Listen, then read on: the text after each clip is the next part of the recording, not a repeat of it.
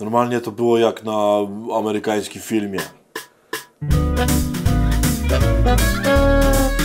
Dzień dobry.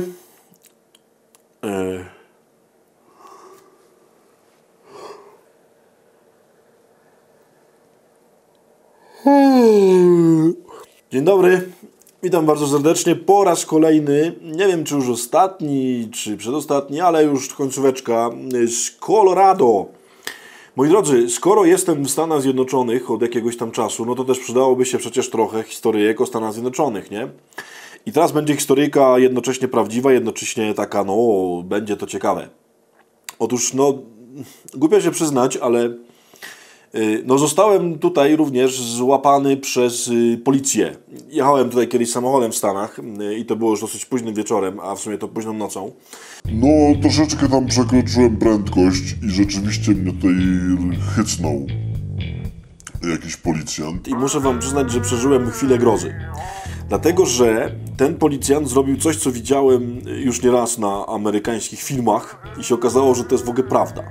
Mianowicie, albo otóż, nie wiem czy wiecie, w jaki sposób, jaki jest, że tak powiem, drill policyjny. I to nie są wymysły, tylko taka jest rzeczywiście taktyka policji, tego uczą w szkole policyjnej. W jaki sposób mają właśnie podchodzić i sprawdzać kierowcę, kiedy go zatrzymają, szczególnie w nocy. Otóż plan działania policjanta jest mniej więcej taki. Kiedy jedzie za tobą z tyłu samochodem i zatrzymuje cię, ty zjeżdżasz na pobocze, on staje za tobą tym samochodem, musi zapuścić długie światła, w sensie światła do jazdy, dosyć mocno oślepiające, wychodzi z samochodu z latarką, musi podejść od strony kierowcy do samochodu, ale uwaga, nie podchodzi jakby bezpośrednio do kierowcy, tylko musi stanąć za słupkiem, czyli tym tutaj takim czymś, co się dzieje, w sensie ten taki podział między tylnym i przednim oknem, czyli stanąć za słupkiem i zza tego słupka z tyłu stojąc, za kierowcą, najpierw mu świeci latarką jakby na niego, tam na kierownicę, na to, co się dzieje, każąc mu jednocześnie oczywiście, jeżeli potrzeba, pokazać ręce, jeśli ich nie widać, i dopiero jakby podejmuje rozmowę z tym człowiekiem. I to jest, uważam, w ogóle bardzo ciekawe.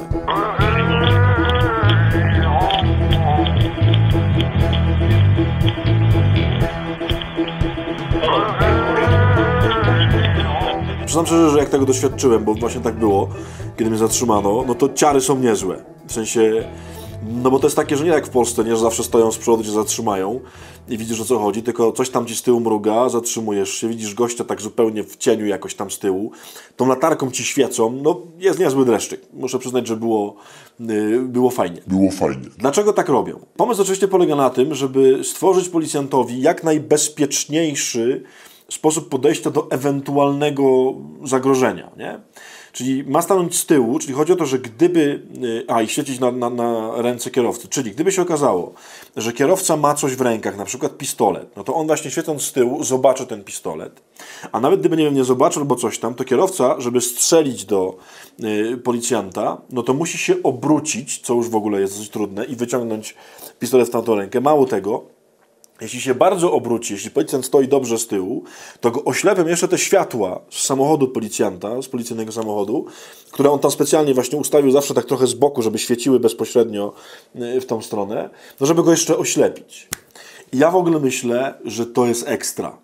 W takim sensie jest to przerażające, kiedy się tego doświadcza i przyznam szczerze, że byłem mocno speniany, jak on tak do mnie podszedł. Potem było w ogóle bardzo sympatycznie i kulturalnie, ale to jest, myślę, fantastyczna taktyka duchowa na walkę ze złem. W sensie takie 3 rzeczy, czyli jakby podejście z tyłu, świecimy na ręce i oślepiamy.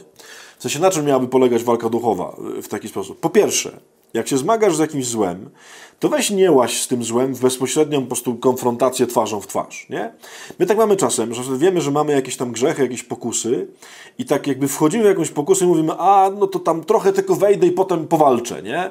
Że właśnie wiemy, że do czegoś nas ciągnie, to zamiast uciąć to od razu i nawet nie wchodzić w tę sytuację, tylko mówimy, to tak trochę, tak tylko tam trochę wezmę i potem jakoś tam powiem nie.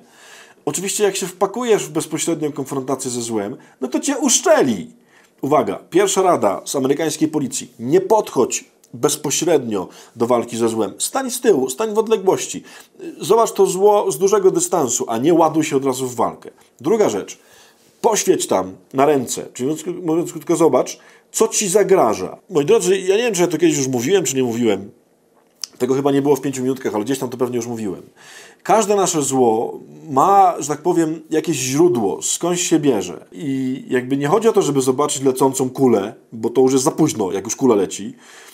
Czyli nie chodzi o to, żeby zobaczyć bezpośredni grzech, który wykonaliśmy, tylko spróbuj zadać sobie pytanie, a gdzie on miał ręce? W sensie, gdzie są początki tego grzechu? Z czego to się we mnie bierze?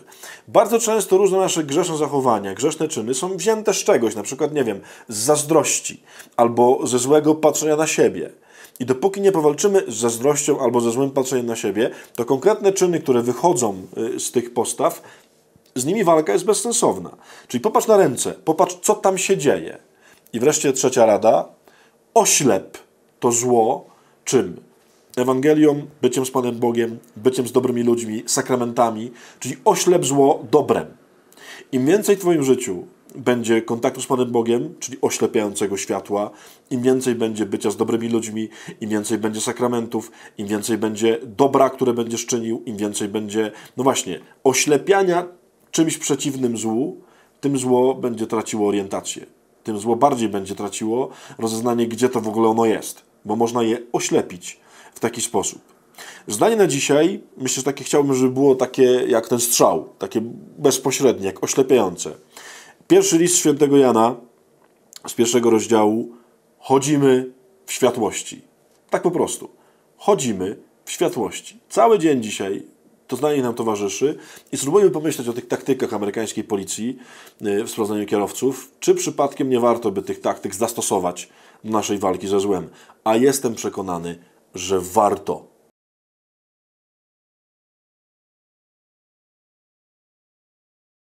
Ameryka to jest w ogóle, to jest w ogóle taki fascynujący kraj, można by w ogóle zrobić całą serię w ogóle o tych amerykańskich różnych tych.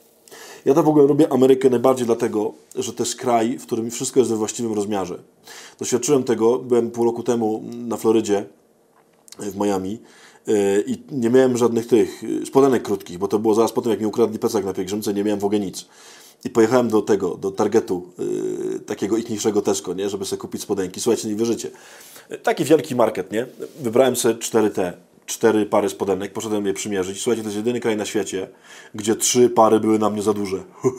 To jest po prostu, to jest kraj marzenie. Tutaj wszystko jest we właściwym rozmiarze. Jakbyście chcieli, to weźcie tam, nie, to tutaj chyba. Subskrybujcie i zobaczcie se na stację 7. No. Pozdrawiam.